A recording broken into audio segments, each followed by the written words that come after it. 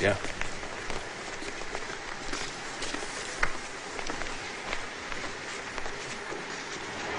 Chhagan, could you describe to us the events that you witnessed on 28th February?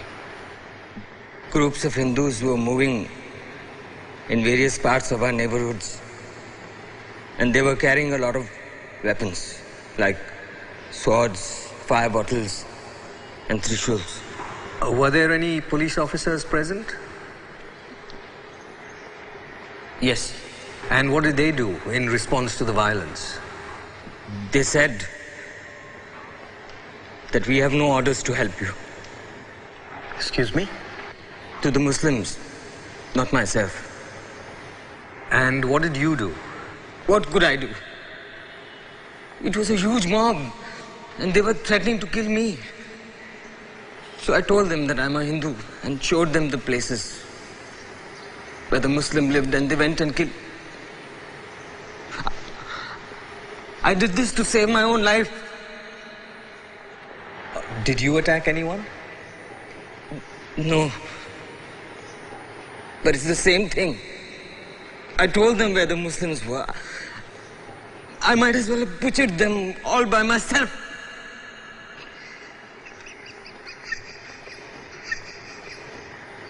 Did you try to stop them? How could I? There was no way. If you interfered, the police would fire at you. And the mob would threaten to kill you. So I just stood there and watched the Muslim being raped.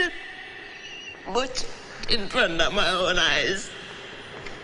Just like the police did. I don't deserve to be here. I don't deserve to be alive. Any more than this fucking mess.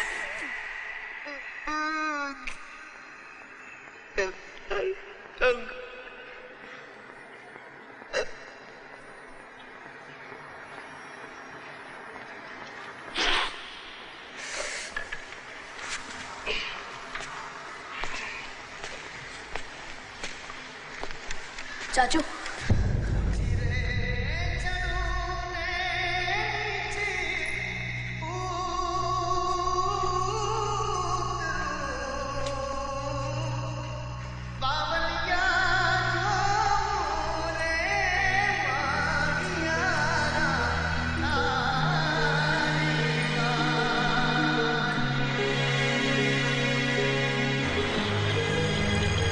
Shashi, you were there during the events that Chhagan has spoken of.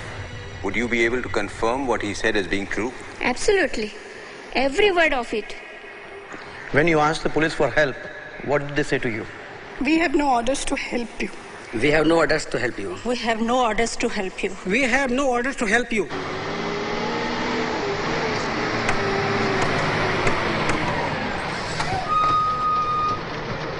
We pleaded with the police officer for help. He showed us the newspaper with Godra on it and said, that's why. If your people hadn't done this, you would not face this.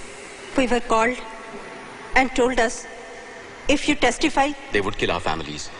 I said you already have. The mosque was burning.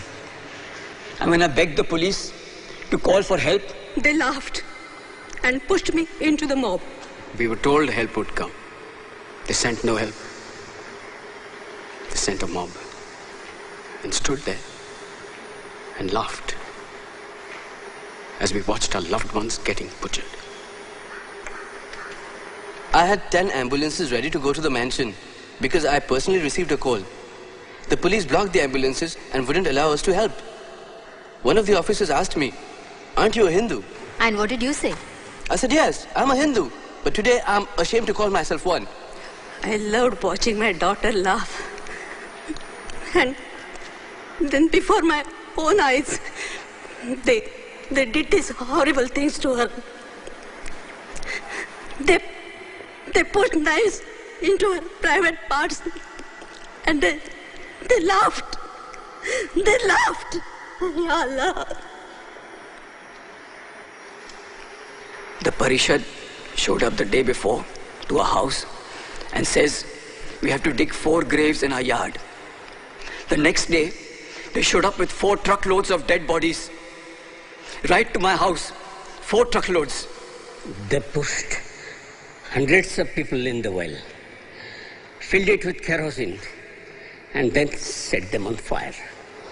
And what happened during the criminal pre-trial? All 7 men were acquitted. And how did the acquittals come about? The prosecutor was a member of the ruling party and also had been charged with 8 accounts of murder himself. As a resident of this area, I can honestly say that the policeman did a fine job, working absolutely around the clock to provide security to the people. And who asked you to come here and testify today? The policeman from my area. Your name, please? Shahnaz Saris Pitawala.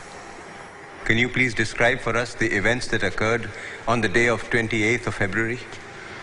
The police announced on the loudspeaker that we were safe and everything was under control. And? As soon as the police left, a huge mob broke into our society. How many? 5,000 to 10,000 people. What? Did she actually sit and count the people? They were coming from all directions and it was impossible to go anywhere. We could not defend ourselves. We had no weapons. We were middle-class families depending on the police to protect us. And they did not do that. So now the police is involved? Yes. Sitting right here is Shankar, a police officer and my husband's friend. He himself attacked us and tried to kill us just because we were not Hindus. There was madness everywhere. Doors that my children could walk through without knocking were shut on us. I begged and I screamed. I requested them to take my children in, to protect them. But the doors remained closed. Then what happened?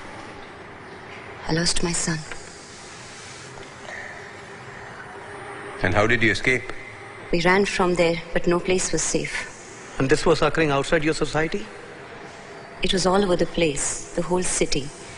Even the fields we went to hide in were not safe. They were pulling out people and killing them. They stripped the men naked and cut them to pieces. Women were being raped of all ages. Old, young, even the little ones.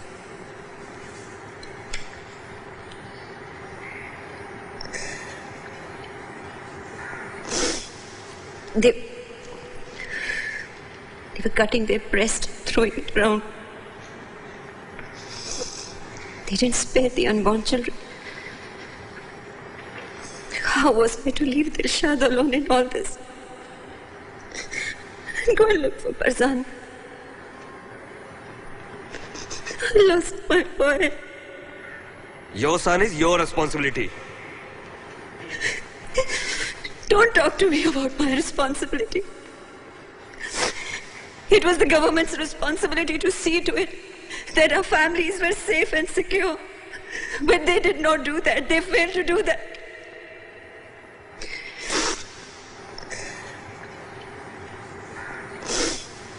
Their family has been compensated.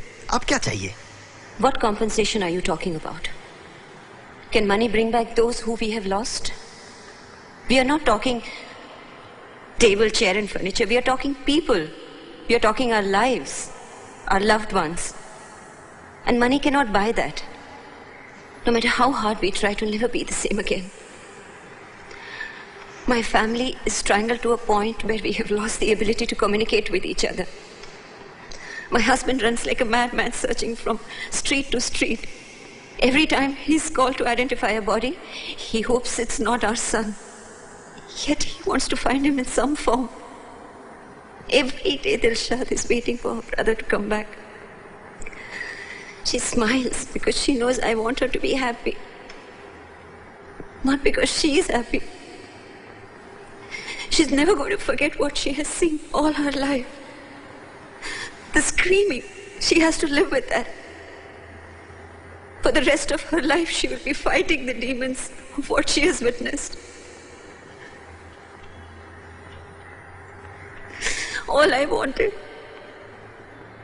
was to love and protect my children and be with them for the rest of my life. And now one of them is gone.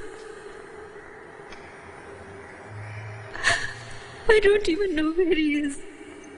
He's only 10 years old.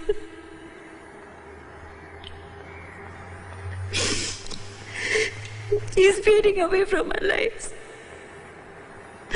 And I don't want to live with his memories and pictures. I want him. I want to hold my Farzan. I want to feed him.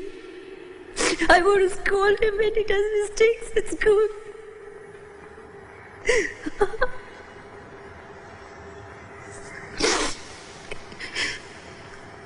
I want to hold him so tight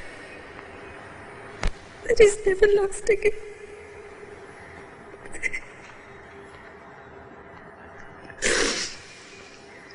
Farzan has to come back wherever he is. No matter how long it takes. I'll wait. I'll wait.